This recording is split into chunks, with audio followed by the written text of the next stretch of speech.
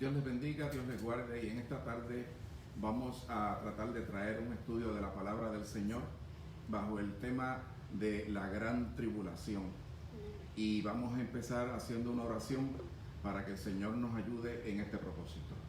Padre Celestial, Señor, te bendecimos, te adoramos, te damos gloria, te damos honra, te damos adoración y alabanza, Señor, porque tú eres merecedor de todo eso, Señor. Tú nos has dado nuestra vida, Señor. Tú has suplido todas nuestras necesidades, Señor. Y en este momento, Padre, nos presentamos para que tú tomes el control de nuestras mentes, Señor, de nuestros corazones, Señor. Y que no sea la palabra mía, Señor, sino que sea tu palabra la que sea enseñada aquí en esta tarde, Señor. Tenemos hambre y sed de tu palabra y de las cosas que tú ofreces, Señor. Te lo pedimos todo esto en el nombre de Jesús y te damos las gracias, Señor. Amén. Amén. Bien, en esta noche quería hablar sobre un tema que posiblemente está en estos días bastante, que se habla mucho, que se discute mucho, porque ha surgido esta pregunta y una hermana, la cual amo mucho, que vive en el estado de la Florida, que fue miembro de nuestra iglesia en Puerto Rico, me llamó una tarde para hacerme esta pregunta y yo me había hecho la pregunta también. Y yo pienso que muchos de nosotros nos estamos haciendo esta pregunta dada la circunstancia de lo que estamos pasando en estos días, que es un tiempo sumamente difícil. Y la pregunta es la siguiente: ¿estamos ya viviendo en la gran tribulación? Póngase a pensar en base a lo que nos habla la palabra del Señor. Toda pregunta que nosotros nos hagamos tiene que ser contestada en base a lo que enseña la palabra del Señor. Esta es nuestra guía. Esto es el lugar donde vamos a encontrar la respuesta para todas nuestras preguntas. Y la pregunta, vuelvo y repito, es: ¿estamos ya viviendo en los días de la gran tribulación? Porque estamos viendo unas cosas sumamente impresionantes y se está hablando inclusive de que se le va a poner una vacuna a la gente, y nosotros estamos, ¿cómo se llama esto? A la defensiva. Y esa vacuna, ¿de qué se trata? Porque cuando usted me dice a mí que están regalando las vacunas y ahora resulta que las vacunas las está regalando una persona que es sumamente conocido por su idea de que la población del mundo hay que bajarla porque es demasiado mucha gente. Ahora esa persona, que estoy hablando de Bill Gates, estoy hablando de ese gran filántropo, y ese hombre está diciendo que está ahora mismo en el proceso de preparar una vacuna para quitar los efectos del coronavirus. Hermano, y a mí, como a muchos de ustedes, nos saltan rápido las alarmas, decimos: ¿y qué está pasando? Amén. Pero vamos a ir a la Biblia y vamos a ver qué en la Biblia nos habla, qué nos dice acerca de posiblemente un tiempo como este que estamos viviendo, cómo la iglesia debe actuar, cómo debe reaccionar, qué es lo que Dios espera de nosotros. Y vamos a buscar en la palabra del Señor una porción bíblica que se encuentra, amén, en Segunda de Tesalonicenses, capítulo 2. Segunda de Tesalonicenses, capítulo 2, del verso 1 al 12. Segunda carta del apóstol Pablo a los tesalonicenses, el capítulo 2, y vamos a leer del verso 1 al 12. Alabanzas al Señor. Dice la palabra del Señor: porque, hermanos, vosotros sabéis que nuestra entrada a vosotros no fue... Perdón, estoy leyendo en Primera de Tesalonicenses. Dije Segunda de Tesalonicenses. Ahora sí. Perdone la confusión. Segunda de Tesalonicenses, capítulo 2, de verso 1 al 12, dice: os rogamos pues, hermanos, por la venida de nuestro Señor Jesucristo y por nuestro allegamiento a Él, que no seáis conmovidos prestamente de vuestra firmeza de ánimo, ni seáis alborotados ni por espíritu ni por palabra, ni por carta como de nuestra parte, como que el día de Cristo esté cerca. Quiero mencionarles que esta carta fue escrita por el apóstol Pablo por un mensaje que le llegó diciendo que en esta ciudad, en esta iglesia que estaba en esta ciudad de Tesalónica, se estaba corriendo la voz de que ya el Señor estaba cerca y que ya quedaba poco para la venida del Señor. Pero entonces Pablo le escribe esta carta con el propósito de darle tranquilidad, que se estuvieran tranquilos, que no se desesperaran, hermano, porque la gente tiende a caer en momentos de pánico con mucha facilidad. ¿Ve? Si usted se pone a ver las noticias todos los días y siempre está mirando, ¿y cuántos murieron hoy? ¿Y cuánto va la cantidad allá? ¿Y cómo va allá en el otro sitio? Hermano, y eso se presta para ir aumentando el desasosiego y el pánico. Pero mire cómo la palabra del Señor nos habla. Amén. Dice el verso 3, no os engañe nadie en manera alguna, porque no vendrá aquel día sin que venga antes la apostasía y se manifieste el hombre de pecado, el hijo de perdición. ¿Y quién es este hombre? El que se opone y se levanta sobre todo lo que se llama Dios o es adorado, tanto que como Dios se siente en el templo de Dios haciéndose parecer a Dios o haciéndose parecer Dios. Bien, el apóstol Pablo aquí nos da dos claves. Clave número 1, no puede venir el día del regreso del Señor hasta que, primero, antes de que venga la apostasía. Pero si usted ve cómo está la situación en términos espirituales, en términos de enseñanza de la palabra del Señor, hermano, estamos viviendo tiempos de apostasía. Esta parte sí se cumple. Amén. ¿Hay apostasía en la tierra ahora mismo? La hay. Y la hay grave.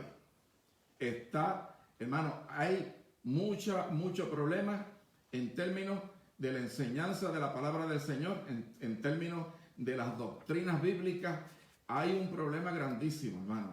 Las iglesias están siendo infiltradas por un montón de tipos de enseñanzas falsas. Y hay muchos falsos maestros, falsos profetas, falsos apóstoles, personas que dicen ser, que hablan de parte de Dios y realmente no están hablando de parte de Dios, están hablando de parte de ellos. Y la palabra entonces nos muestra que en ese tiempo de grande apostasía, pues se iban a levantar muchos falsos cristos, se iban a levantar falsos maestros, y vamos a leer ya mismo unas porciones de la palabra donde nos da otros detallitos. Pero la parte que dice, y se manifieste el hombre de pecado, el hijo de perdición, que se opone y se levanta sobre todo lo que se llama Dios o es adorado, tanto que, y coja este detalle como una manera de identificar este personaje al cual le llamamos el anticristo. Tanto que como Dios se asienta en el templo de Dios, haciéndose parecer Dios. Eso es una profecía que está en el libro de Daniel, capítulo 9, verso 27, que lo vamos a discutir ya mismo, hermano, de algo que va a suceder que todavía no ha sucedido.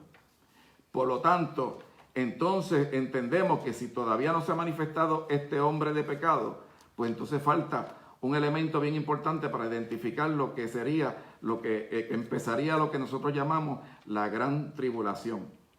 Y vamos entonces a seguir leyendo, porque vamos a seguir leyendo hasta el verso 12.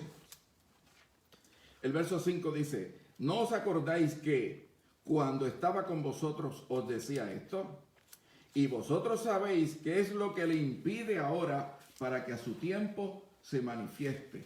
O sea, él no se ha manifestado todavía porque hay algo que le impide. Algo que está fuera del control de él. Amén. Miren una cosa, hermano. Sabemos que Satanás tiene poder. Pero ¿sabe qué? Dios tiene más poder que Satanás. Amén.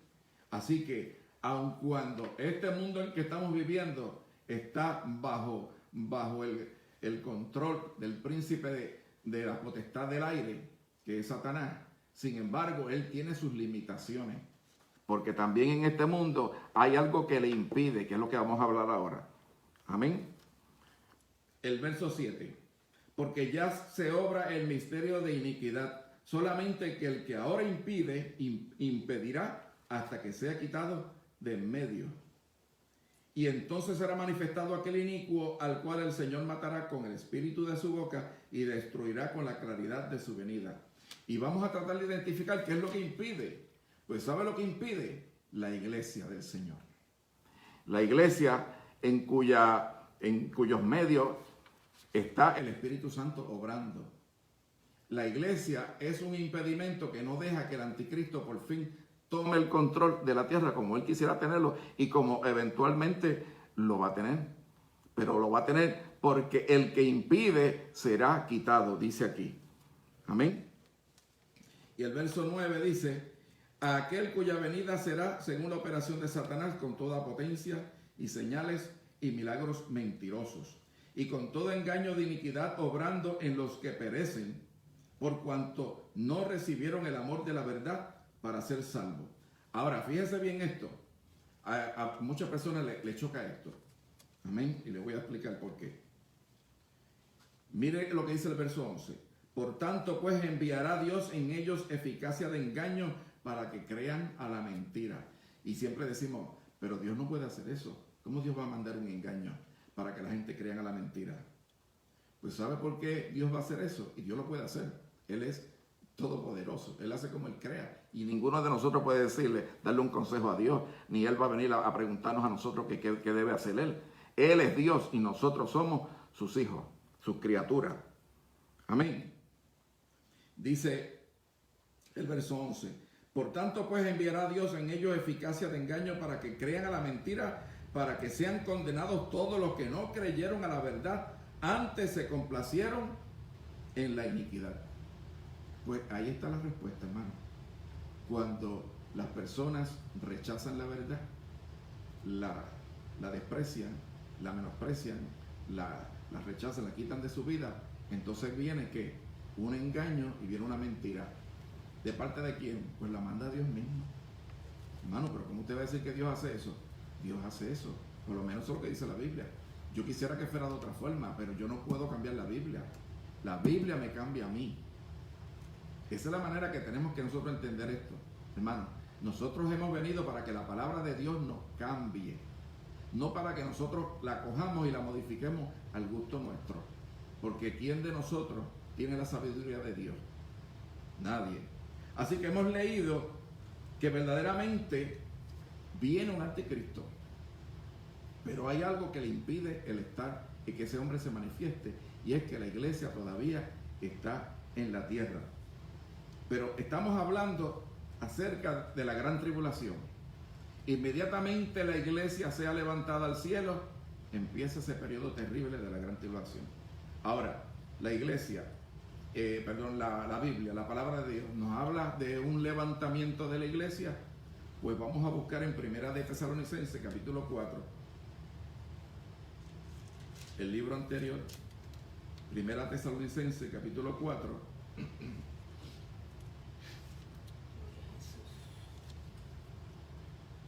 Los versos del 15 al 18. Yo le voy a pedir a mi esposa, la hermana Heidi, que por favor nos lea esa porción bíblica. Primera de Tesalonicenses, capítulo 4, los versos del 15 al 18, por favor, léelo.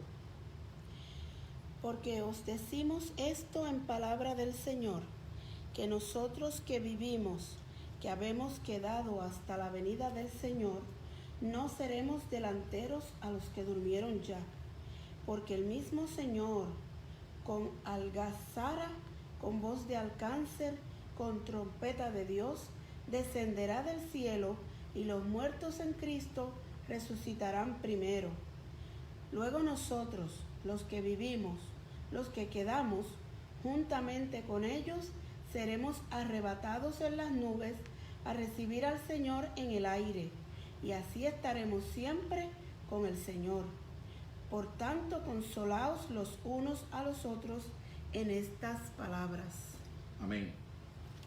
Usted escucha como ella lee la palabra, pero ella está leyendo la misma versión que tengo yo, es la Reina Valera de 1865. Por eso que usted escuchará alguna otra palabra que no se parece a la del 60, que probablemente es la que usted está usando. Esta palabra que ella acaba de leer, hermano, nos habla claramente de un arrebatamiento. Amén. Es un evento profético. Es algo que estamos esperando toda la iglesia. Por lo menos gran parte de la iglesia lo estaba esperando, pero no sé qué ha pasado en los últimos años, como que eso ha ido mermando, según han ido variando unas enseñanzas, unas doctrinas bíblicas que han sufrido modificaciones. Pero vamos a agarrarnos, vamos a mantenernos firmes en lo que nosotros creímos al principio, que es lo que nos enseñaron aquellos siervos y siervas del Señor que nos fueron tutores, que fueron los que nos trajeron a los pies del Señor. Y estamos leyendo en ese capítulo 4, verso 15, dice el apóstol Pablo, dice que nosotros que vivimos, que hemos quedado hasta la venida del Señor, no seremos delanteros a los que durmieron ya. Amén. Algo va a suceder, pero primero no vamos a hacer lo que estemos vivos. Y fíjense que interesante, el apóstol Pablo se incluyó en el grupo de los que están vivos. Él pensaba que el regreso del Señor iba a ser en los días de él. Por eso mire lo que dice aquí: no seremos delanteros a los que durmieron ya, refiriéndose a los que han muerto en el Señor. Porque la palabra del Señor nos enseña que los que mueren en Cristo duermen. O sea, eso no es la muerte, ellos van a ser despertados. Amén. Y dice el verso 16, porque el mismo Señor con algazara, con voz de arcángel y con trompeta de Dios descenderá del cielo, y los muertos en Cristo resucitarán primero. Luego nosotros, los que vivimos, vuelve y se incluye en el grupo. ¿Usted se está incluyendo en ese grupo? Pues yo me estoy incluyendo en ese grupo. Yo creo que el Señor viene pronto. Y cuando suceda esto, nosotros vamos a ser transformados. Mire lo que dice aquí. Los que quedamos juntamente con ellos seremos arrebatados en las nubes a recibir al Señor en el aire, y así estaremos siempre con el Señor. Seremos arrebatados. Amén. Arrebatar quiere decir llevarse algo súbitamente, con fuerza. Amén. Es algo que a lo mejor no lo esperamos en un momento dado y de pronto sucede. Somos arrebatados en las nubes a recibir al Señor en el aire, y así estaremos con el Señor, siempre con el Señor. Ahora digo yo, si nosotros vamos en ese momento a volver a descender a la tierra para establecer reino con el Señor en la tierra, pues ¿para qué nos lleva al aire? Pues que descienda ahí y nos quedamos acá abajo. Eso es una forma de pensar mía. Yo creo que si nos somos arrebatados y llevados en las nubes es porque vamos a seguir hacia arriba con el Señor. Pero usted sabe y yo sé también que este cuerpo nuestro no soporta un viaje por ahí por la atmósfera y de pronto hay una parte donde ya no hay aire, ya no hay oxígeno. ¿Cómo vamos a sobrevivir por ahí para arriba? Pues porque nuestros cuerpos van a ser transformados. Amén. Y dice el verso 18, por tanto consolaos los unos a los otros en estas palabras. Esta carta se escribió a esta ciudad, a este pueblo, a los hermanos de la iglesia en Tesalónica, por causa de que ellos estaban viviendo un tiempo muy difícil de persecución, de muerte y de muchas situaciones duras. Sin embargo, cuando Pablo le escribe esto, se lo está escribiendo para que se consuelen. Dice, por tanto, consolaos los unos a los otros en estas palabras. Hermano, Dios quiere que usted y yo estemos tranquilos, confiados en Él. Nosotros sabemos que estamos viviendo días difíciles. Lo sabemos, todos lo sabemos. Pero ¿sabe qué? Que con nosotros está el Señor. Aunque la barca se esté moviendo y aunque la tormenta esté, hermanos, moviendo y echando agua dentro de la barca nuestra está el Señor. Amén. Esa barca no se hunde, hermano. Porque usted está confiado en ese que está ahí con usted. Quiere decir, hermano, en cuanto a la pregunta, ¿estaremos viviendo en la gran tribulación? Pues por estas porciones bíblicas que yo acabo de leer, entiendo yo, hermano, que nosotros estamos seguros en las manos del Señor. Tan seguro y tan seguro que Él está hasta dispuesto. Si no hubiese, y no va a haber un lugar en la tierra donde sea seguro estar. ¿Sabe qué va a hacer Dios? Pues nos mueve de la tierra, nos quita de aquí. Hermano, ¿y dónde dice eso en la Biblia? Pues vamos a buscarlo. Amén. Vamos a Apocalipsis capítulo 3, verso 10. Apocalipsis capítulo 3, verso 10, y le voy a pedir también a mi hermana Heidi que me lo lea. Esto es parte del mensaje que el Señor le mandó a la iglesia de Filadelfia, refiriéndose a una época que iba a vivir la iglesia, una época muy difícil. Capítulo 3, verso 10. ¿Cómo dice? Porque has guardado la palabra de mi paciencia, yo también te guardaré de la hora de la tentación que ha de venir sobre todo el universo, mundo, para probar a los que moran en la tierra. Amén.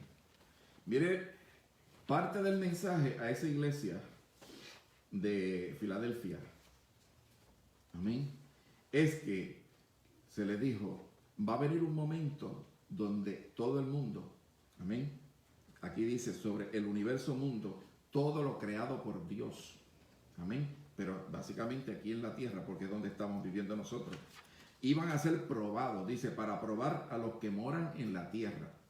Son momentos, hermano, de gran tribulación, donde no habrá un lugar seguro donde esconderse, donde guarecerse, donde uno puede decir, pues vámonos a este país, que allí sí que no va a pasar nada.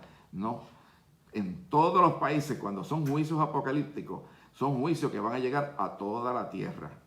Cuando el Señor derramó las 10 plagas sobre la nación de Egipto, había un lugar en Egipto donde las plagas no llegaban, por lo menos las últimas 7. Las primeras 3 sí, pero las últimas 7 plagas, en un lugar se llamaba Gosén, donde vivía el pueblo de Israel. Allí las plagas no llegaban, hermano. Amén. Si uno quería estar seguro de alguna forma, pues tenía que irse allí donde era seguro. Pero esto que viene ahora, no hay un lugar seguro en todo el mundo. Y como el Señor nos ama, y dice la palabra que no hemos sido puestos para ira. Nosotros no hemos sido puestos para ira, porque hemos rechazado todo lo que representa el mundo y todo lo que ofrece el mundo, lo hemos rechazado por amor al Señor. Pues entonces somos del Señor. Y dice ese verso, vuelvo y lo leo, ese verso 10.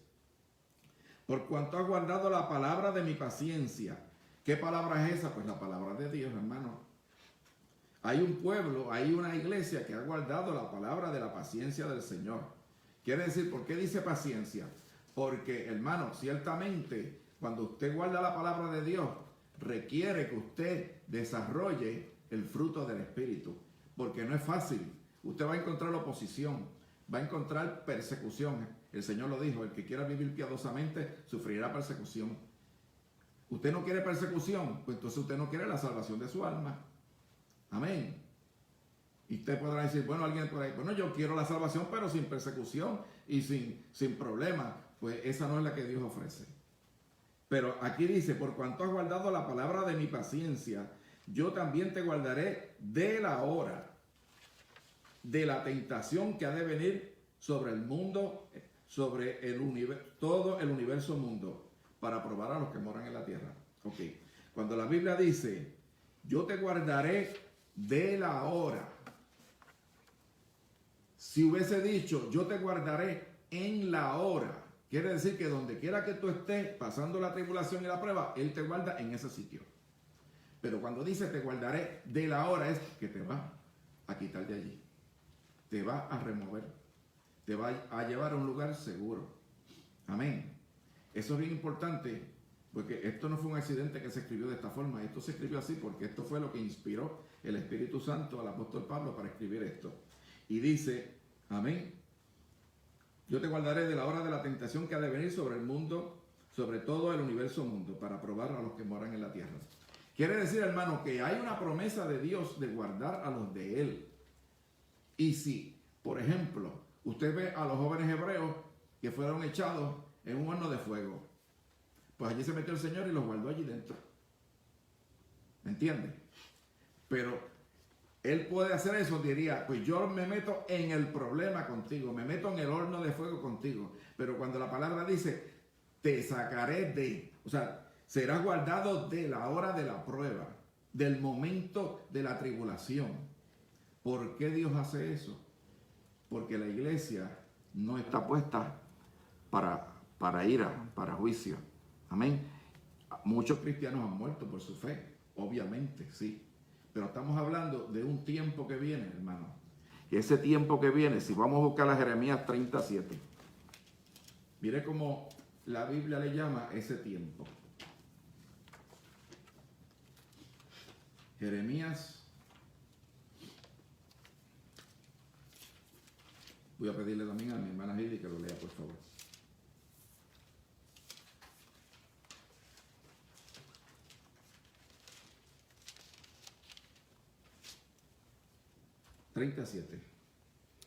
Ay, porque grande es aquel día, tanto que no haya otro semejante a él, y tiempo de angustia para Jacob, mas de ella será librado.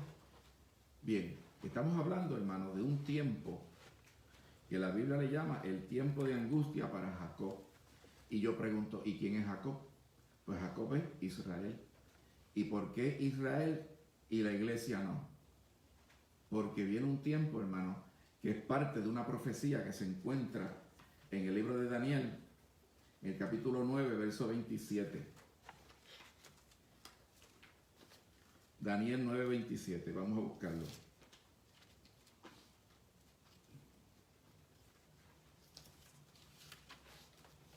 Por favor, léelo, Heidi.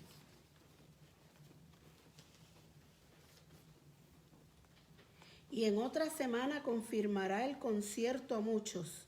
A la mitad de la semana hará cesar el sacrificio y el presente.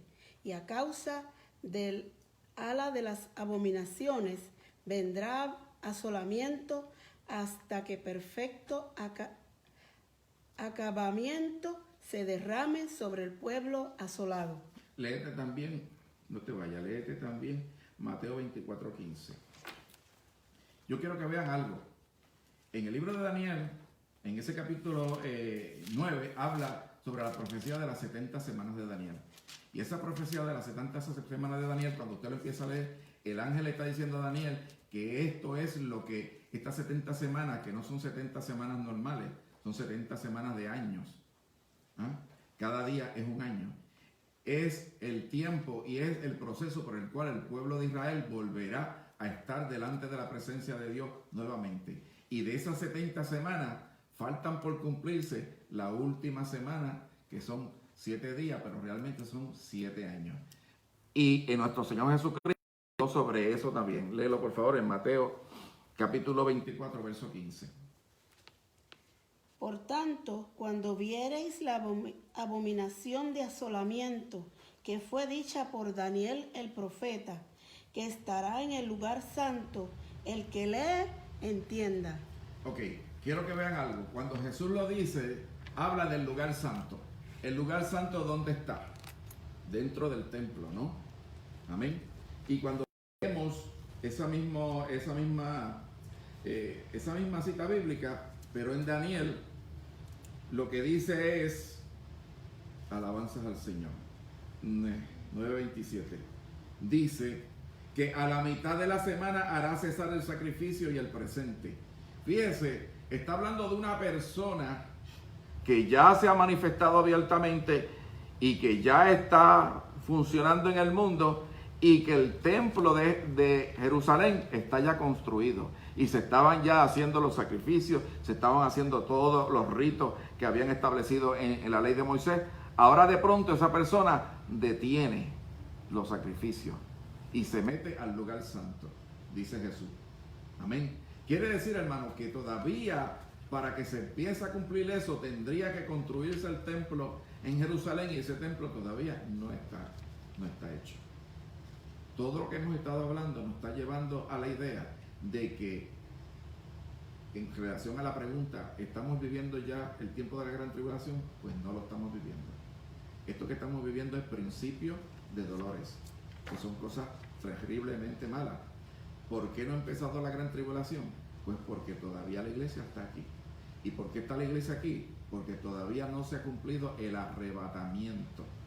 Y vuelvo y le digo, toda la vida, desde que yo empecé a servir al Señor en el año 77, con la edad de 24 años, a mí se me enseñó y se me dijo en los eventos proféticos que habían de cumplirse, que el próximo evento profético que estamos esperando es el arrebatamiento de la iglesia, también conocido como el rapto. Y la iglesia del Señor, mucha gente ha vivido y hasta ha muerto esperando ese acontecimiento. Pero ese acontecimiento se cumplirá tarde o temprano, se cumplirá algún día. Amén. El que usted vea que se tarda y que no acaba de venir, no quiere decir que ya no viene. Es que Dios tiene misericordia con aquellas personas que no tienen conocimiento del Señor para que también sean salvas. Amén. Si alguien le enseña a usted y le dice, eso ya se suspendió, eso lo eliminaron y nosotros ahora nos toca arreglar el mundo para que cuando el mundo esté arregladito y bien preparadito, entonces el Señor va a venir a tomar posesión. El Señor no va a venir bajo esas circunstancias. El capítulo 2 de Daniel, cuando usted ve en el sueño que vio Nabucodonosor y la interpretación que le da Daniel de la sucesión de imperios mundiales, usted ve que lo que cae en los pies, que es el último gran imperio mundial que todavía no se ha levantado. Los 10 dedos representan 10 regiones del mundo, no son 10 países de Europa. La Unión Europea tiene 20 y pico de países ya. O sea que no son 10 países de Europa, son regiones del mundo que se van a unir entre ellas para hacerle el trabajo más fácil al anticristo. Pues esas 10 naciones se van a unir. Y dice la Biblia, Daniel, que se juntan pero no se mezclan. Solamente es una manera de unos acuerdos que se llegan, pero verdaderamente entre ellos no están unidos. ¿Y cómo va a ser destruido eso? Por una gran roca que caerá cortada de un monte, no con mano humana, que va a caer sobre esos pies y va a destruir todo eso, hermano. Eso me dice a mí que lo que viene es algo con violencia, algo con fuerza. El Señor no va a venir, ya arreglaron el mundo, hasta que no lo arreglen no voy, pues avancen. No, el Señor va a en cualquier momento. Primero se lleva a la iglesia, que lo hemos estado viendo en la palabra. Estamos 7 años de boda allá arriba en el cielo. Amén. Las bodas judías duraban 7 días. Las de nosotros va a durar 7 años. Gloria a Dios. Vamos a tener la cena del Cordero. Amén. Las bodas del Cordero. Vamos a estar allá gozándonos con el Señor. Mientras acá abajo en la tierra lo que habrá es grande tribulación. Pero ¿quiénes se van a quedar aquí? El pueblo de Israel, Jacob. Dice aquí lo que leímos. Amén. La apretura de Jacob. ¿Cómo fue la palabra que usamos? La angustia. La angustia de Jacob. ¿Por qué? Porque es un tiempo que falta de la profecía de las 70 semanas, la última semana, que son 7 años, falta ese tiempo. Y la iglesia se fue ya. El que impedía, el que no dejaba que el anticristo se manifestara, ese se fue ya, la iglesia. Y el Espíritu Santo que está en nosotros se va con nosotros también. ¿Y cómo se va a convertir la gente? Pues como se convertían antes en la ley, en el tiempo de Israel, se convertían por obra. Eso dice la Biblia. Me habla de un Zacarías y una Elizabeth que eran justos delante de Dios en el Evangelio de Lucas. Pues si eran justos era porque Dios de alguna manera justificaba y no había Espíritu Santo para ellos. Eso lo tenemos ahora nosotros en el tiempo de la gracia. Ahora, lo que quiero ver es, hermano, en este momento que entendamos algo. Ese tiempo de juicio, ese tiempo de apretura, todo eso es para el pueblo de Israel.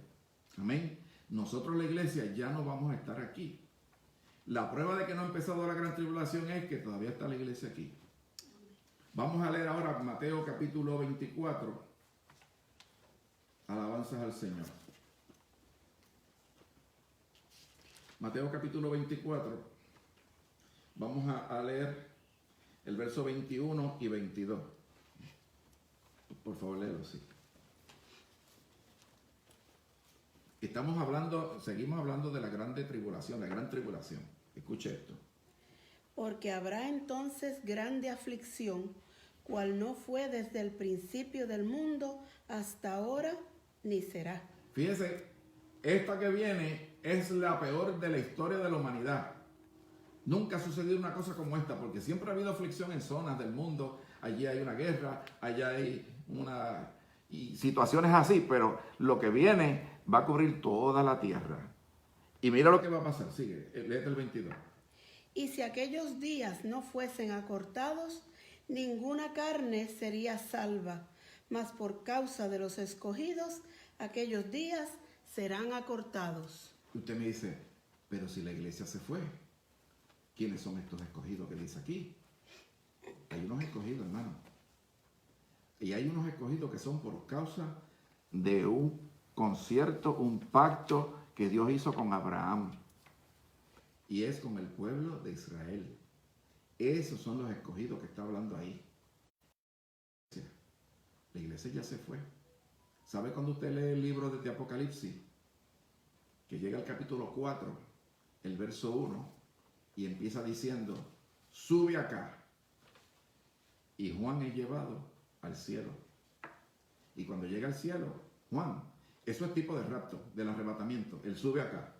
Capítulo 4, verso 1 de Apocalipsis. Cuando sube arriba, ve una visión maravillosa de lo que es el cielo. Ve un trono y Dios sentado en ese trono, un arco iris sobre su cabeza, unas luces tremendas, 4 seres vivientes ahí en cada esquina. Y usted dice, pues si esa fue la visión de Ezequiel. Pero ve algo que en la visión de Ezequiel no estaba. Ahora hay 24 ancianos. ¿De dónde salieron esos 24 ancianos? Esa es parte de la iglesia que fue arrebatada. Los santos del Antiguo Testamento, los santos del Nuevo Testamento, todos vamos a ser arrebatados y llevados al cielo. Y hay una representación en medio de esos 24 ancianos. Y usted me dirá, ¿y esos 24 ancianos de qué son? Pues usted sigue leyendo Apocalipsis y le voy a dar mi teoría, lo que yo creo que es. Usted sigue leyendo el libro de Apocalipsis y cuando llega al final, usted ve una gran ciudad, la Nueva Jerusalén, que desciende del cielo. Y esa grande ciudad, gigantesca, tiene 12 fundamentos. Amén. Que son de piedras preciosas. Pero cada fundamento tiene un nombre. Y son los nombres de los 12 apóstoles. Y tiene 12 puertas que son 12 perlas gigantes. Y cada perla tiene un nombre. Los nombres de las 12 tribus de Israel. Y si usted se suma 12 y 12 son 24. Eso es una apreciación mía personal. No se lo puedo confirmar de que sea cierto porque Dios no me lo ha revelado. Pero lo que le puedo decir es que ciertamente en el momento en que aparece Juan en el cielo, aparecen estos 24 ancianos y ahora entendemos que la iglesia está arriba en el cielo. ¿Que se va a salvar gente de la gran tribulación? Sí se van a salvar, pero bajo circunstancias muy difíciles. Primero, ya el Espíritu Santo no estará en la tierra como está ahora. Hay que hacer, el proceso es diferente. ¿Que la sangre de Cristo media? Sí, Señor, media todavía. Pero en ese tiempo habrá 2 predicadores llamados los 2 testigos. Amén. Que muchos se rumorea de quiénes son, pero ahora no vamos a hablar de eso. 2 testigos. Y estos 2 testigos van a predicar, van a hablar acerca de las grandezas de Dios y grandes milagros serán hechos a través de ellos. Después que se los matan y se los llevan al cielo, ahora vienen 144,000 judíos, jóvenes, dice la Biblia, los cuales van a predicar. También van a ser perseguidos, van a ser asesinados, pero habrá un fruto del ministerio de estos 144,000.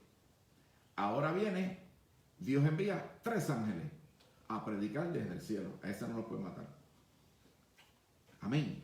O sea, Dios no se queda sin testimonio. Siempre habrá testimonio de Dios en medio de la gente, no importa de las circunstancias que haya.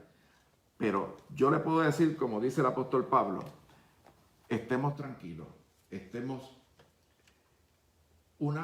vamos a unirnos más que nunca en términos de buscar más de Dios. Vamos a definirnos si vamos a buscar más de Dios o no. Este es tiempo de definición. Amén. Este tiempo tan difícil, lo que nos está diciendo es, hay que buscar más de Dios. Hay que olvidarnos de los entretenimientos, hay que olvidarnos de la tanta cosa que nos distrae y que, hermano, hay que buscar más que nunca porque el Señor viene pronto.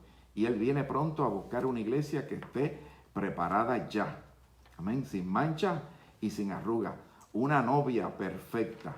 Así que, hermano, es tiempo difícil, pero también es tiempo que vamos a ver la gloria de Dios. Debemos llenarnos de la paz de Dios. Debemos hablarle a los demás. He visto, hermano, cómo de qué manera se está predicando la palabra más que nunca. Mire, hermano, ¿quién me diría a mí algún día que yo iba a estar, amén, predicando por aquí, por estos medios, hablándole a un celular, que es lo que me está mirando ahora? Pero yo sé que detrás hay muchas personas viendo. Pero escuche esto, tenemos que hacer lo que no hemos hecho por el Señor en todo este tiempo, tenemos que empezar a hacerlo ya. Hacer todo lo que esté en nuestras manos para llevar el mensaje. Porque es tiempo de reflexionar, de despertar. Como diría Elías, ¿hasta cuándo claudicaréis entre dos pensamientos? ¿Hasta cuándo vamos a estar con esa indecisión? Vamos a definirnos ya, vamos a decidirnos ya, porque el Señor viene pronto.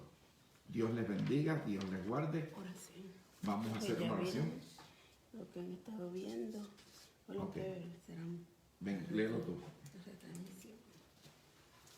No voy a ver. Ven, siéntate. No está bien. Que el Señor les continúe bendiciendo. Han estado viendo una serie de hermanos a través del Facebook. Y la gloria al Señor. Y los queremos dar un pequeño saludo. Juan Ortiz, el pastor, Dios le bendiga, que nos dice: el Rey ya viene. Esa es nuestra esperanza y así es, pastor.